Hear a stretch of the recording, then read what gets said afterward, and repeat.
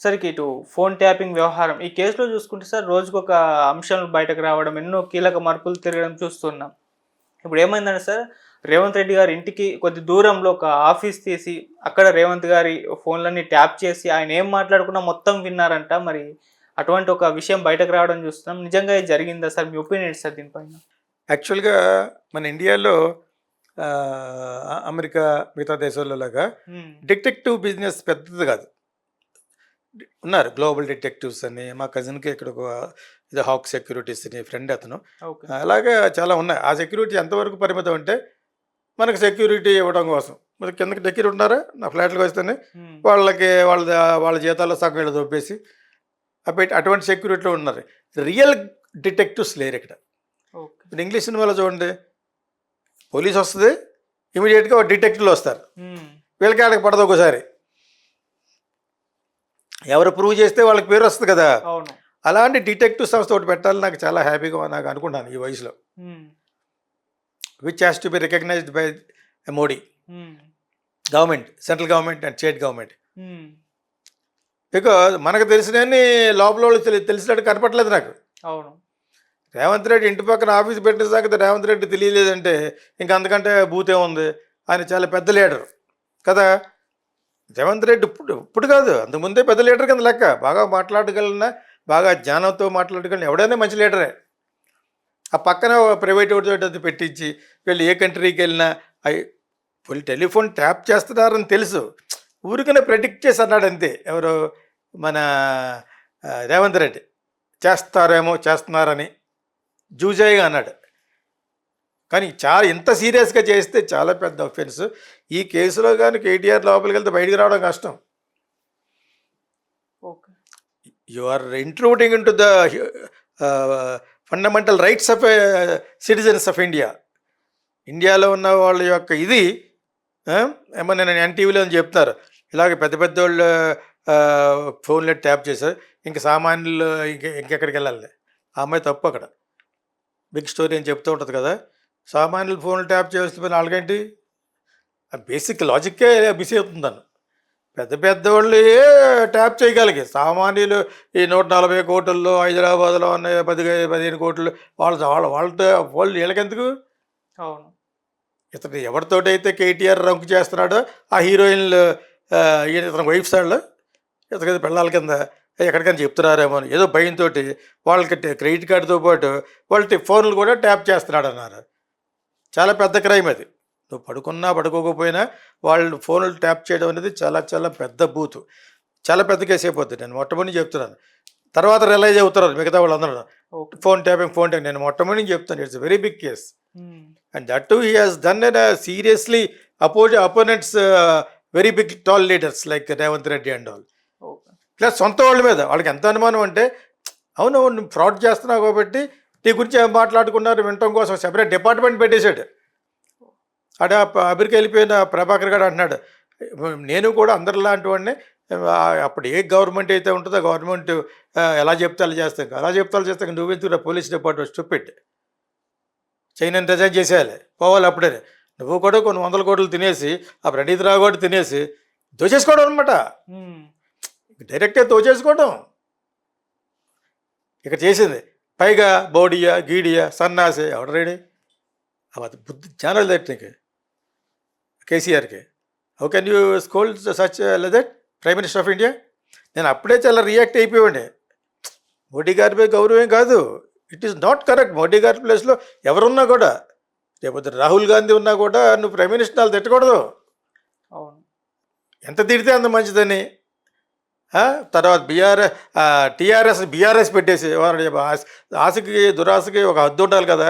ఢిల్లీలో పెద్ద లెవెల్లో డబ్బులు ఉన్నాయి కదండి. ఒక డబ్బులు ఉంటే ఎవడన్నా నువ్వు పెట్టచ్చు, ఏమైనా పెట్టచ్చు. ఒక 100 కోట్లు పెడితే బిల్డింగ్ కొనవచ్చు. తీసేసుకుని అక్కడ పెద్ద అడావిడి చేసాడు. సిగ్గులేదటది. నువ్వేంటి నీ స్టేజ్ రేట్, నీకు అంత సీన్ ఉందా? ఢిల్లీలోకి వెళ్ళిపోయి చేసిందంతా ఫ్రాడ్, రికార్డు తీస్తే ఫ్రాడ్. ఎంత ఫ్రాడ్యులెంట్ ఫెలోని నేను ఎక్కడా చూడలేదు.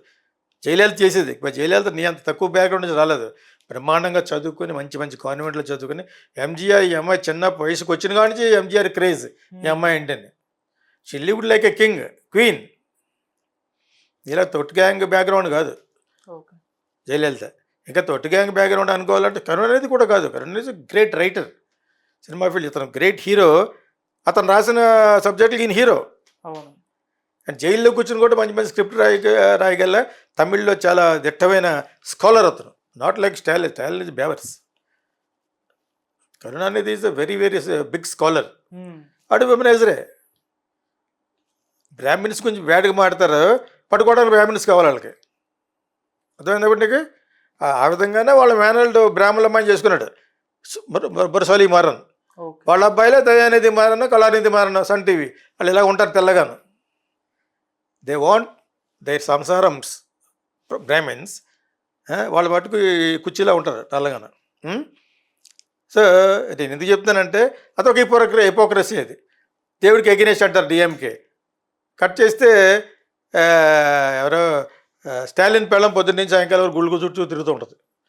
ఇప్పుడు వెళ్ళి అడిగితే గుడి చుట్టూ తిరుగుతూ ఉంటుంది. హిపోక్రసీ. అవును. ద్రవిడ మునిట్ కలగంలో ద్రవిడియన్స్ చాలామంది వరస్ట్ ఫెలోస్ అంటే ఇలాగే దేవుడికి ఎగ్నెస్ట్గా మాట విగ్రహాలు పడుకోవడం చూస్తారు. అక్కడ ఏదో 10-15 సీట్లు వచ్చేవాడు చూస్తున్నారు. ఎవరు మన వీళ్ళు అమిత్ షాని వీళ్ళను వేసి పడేస్తారు. అక్కడ కానీ గెలిస్తే దేశమంతా గెలిచినట్టే. అక్కడ ఇప్పటి వరకు నేషనల్ పార్టీలు ఎవరు లేరు. 50-70-80 సంవత్సరాల నుంచి కాంగ్రెస్ అడ్రస్ లేదు. మోపనార్ చాలా పెద్ద లీడర్. వాళ్ళెవ్వరికి వల్ల కాలేకపోయింది. ఇప్పుడు ఈ అన్నామలై కుప్పస్వామి వచ్చి ఒక మూమెంట్ పట్టుకొచ్చాడు. ఈవి రామస్వామి పెట్టిన ఫిలాసఫీ మీద దేవుణ్ణి నమ్మాలి, అది నమ్మొద్దని. నమ్మాలి, దేవుడు ఉన్నాడు, దేవుడిని నమ్మాలి. అందులో హిందుత్వం చాలా గ్రేట్ అని చెప్పిన అన్నామలై కుప్పస్వామి ఐపీఎస్, అతని ద్వారా ఇప్పుడు కొంత మూమెంట్ వస్తుంది అనమాట. ఇవి కూడా తెలుసుకోవాలి. నేను చెప్తున్నానంటే మన పక్క రాష్ట్రమే కదా, అక్కడ కూడా తెలుగు వాళ్ళు చాలామంది ఉంటారు. So many votes are there. So this is the scenario of KCR and his family. Phone tapping అంత సులభం కాదు, అంత ఈజీ కాదు టు కమ్అవుట్. ప్లస్ నీ దగ్గర పడుకుంటాకు వచ్చిన హీరోయిన్ నెంబర్లు ఎందుకు చేస్తారా అంటే వాళ్ళు ఎక్కడని చెప్తున్నారేమో అని. అర్థమైందా? కాన్స్టెంట్గా వాళ్ళ యొక్క రికార్డింగ్ చేసేయడ. మాకు అప్పుడే తెలుస్తుంది ఫోన్ ట్యాపింగ్ చేస్తున్నారని. గవర్నమెంట్లో ఉన్నారు, వాట్ విల్ యూ డూ? అర్థమైందా? యూ డోంట్ ఆస్క్ మీ నేను ఎలా మాట్లాడాలి. మీరు చెప్తే నేను ఎవరి ఛానల్ చెప్పను. నేను I will talk my knowledge, నా నాలెడ్జ్ చెప్తాను. కొంతమంది కింద పెడతా ఉంటారు ఆడు గీడు అని. సంసారయుక్తంగా పెట్టాలి ఆ కామెంట్స్, లేకపోతే సైబర్ పోలీస్కి చెప్పడం కాకుండా ఇవన్నీ కూడా ఆల్రెడీ నోట్ చేస్తున్నాను నేను. నాకు దొరికినా కూడా మీకు పక్కా దేహశుద్ధి చేస్తారు. I'm warning people. ఆడు ఈడు బచ్చా నా కొడుకులారా, మీరేంటరా నా నాలెడ్జ్ ముందు ఆడు గీడేటరా స్టూపిడ్ ఫెలోస్. ఒక సంవత్సరం ఒక కల్చర్ లేదు, బేవర్స్ నా కొడుకులారా.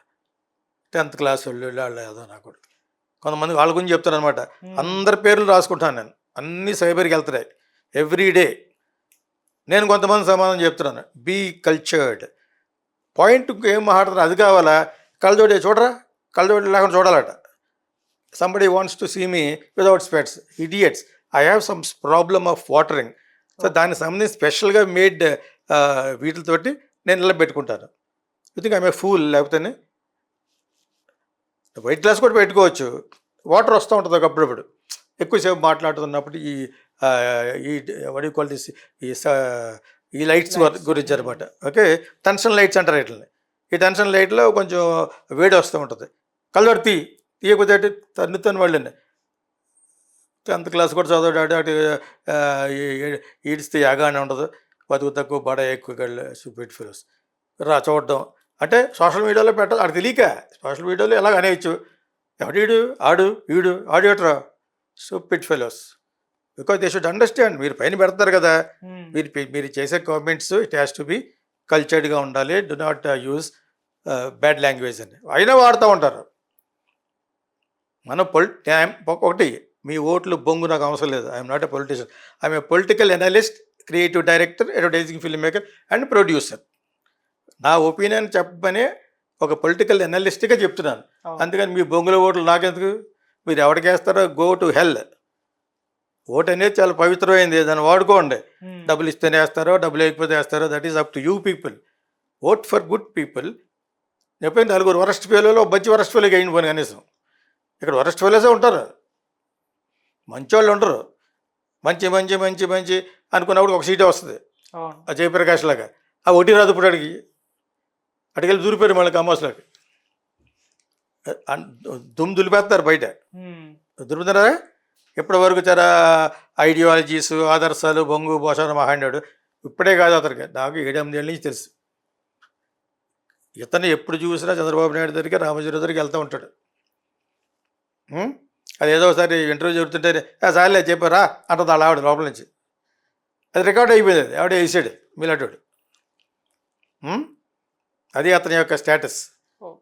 ఊరికనే పైకి శ్రీనంగా నీతులు, దూరే దోమర గుడుచులు అలా ఉండకూడదు. అది చేసేది కేటీఆర్. ఉమ్.